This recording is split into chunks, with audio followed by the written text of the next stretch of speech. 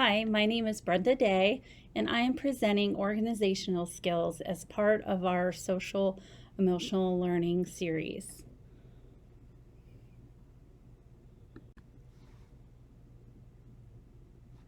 What are organizational skills and why are they important?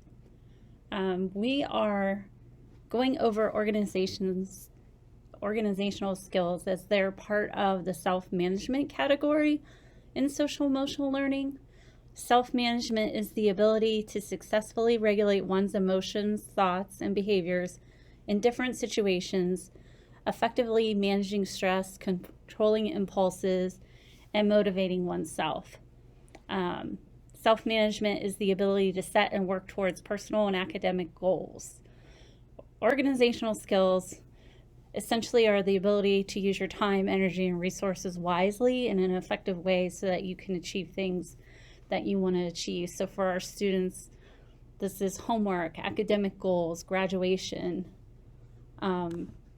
completing assignments, how to set up schedules and get through a day. So this presentation is for teachers, but it's also for our parents and students themselves.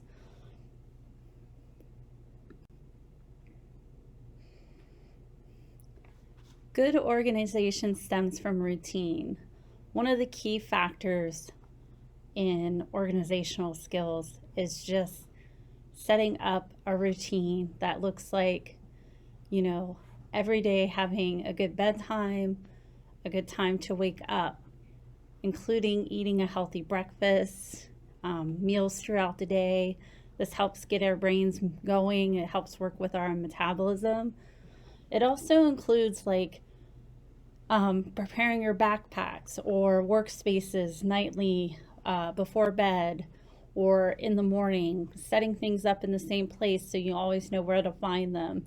These routines start to come naturally to us and sometimes extend, beyond school, beyond high school, even into college and into adulthood, that help us get through our days in an organized manner.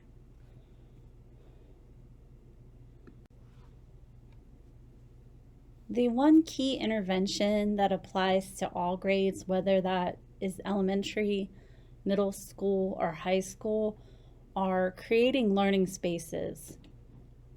This means creating a learning space catered to your student because it's going to be different for each child. Learning is better facilitated when there's a marked space to focus and learn. Some students can work in a bedroom, but other students absolutely cannot because they're distracted by things in their rooms, or their bedroom signifies for them to slow down, relax, and so working becomes harder. So toys become distractions, other things in the room. So some students work better in a dining room or setting up a desk or an office area for them where they can even have their tools on hand so they're not searching around the house for them and they're not, obviously organized.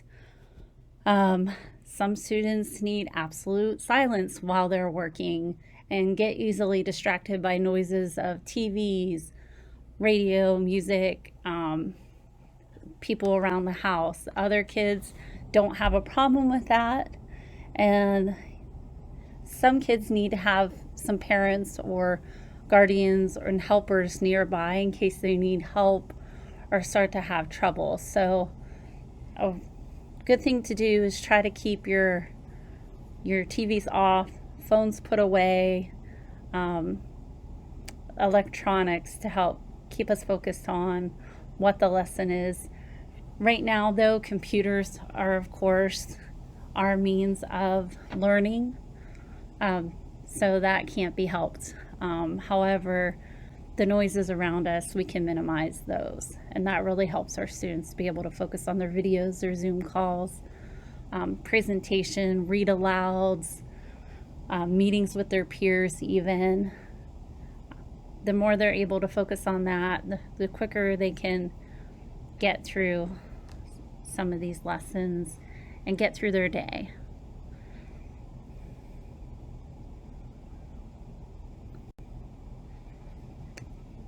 for elementary school, daily checklists and schedules are very helpful.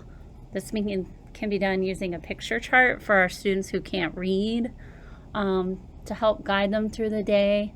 It allows our students to see what's coming and what to expect, and that itself creates a sense of security and safety, knowing what to expect and what's expected from me.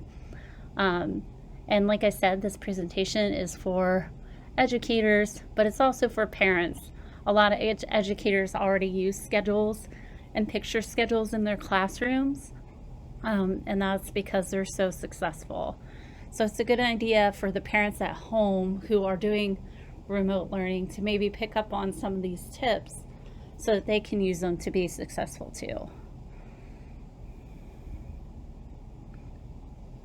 The great thing about parents implementing some of these interventions too is that your schedule can go beyond the school day. It can include, practices for sports or band practice, or maybe even work schedules, so that kids can see where you are too, or when you'll be home, dinner, chores. So they're very helpful. For our middle schoolers, calendars are helpful. As we get into middle school, we have projects and deadlines that are a little bit farther out than what we're used to in elementary school. And so calendars are helpful in allowing students to kind of see these deadlines and projects approaching. And for them, it's often, faster than they realize. Before you know it, it's right in their face. And this can be overwhelming for them. So having a calendar set up is very helpful in prepping and getting prepared for the year. Regular bag checks and locker checks are helpful in allowing students to clean up and stay on top of clutter, possibly missing assignments, or those important papers, or papers that parents sometimes miss because they get stuck in lockers or bags.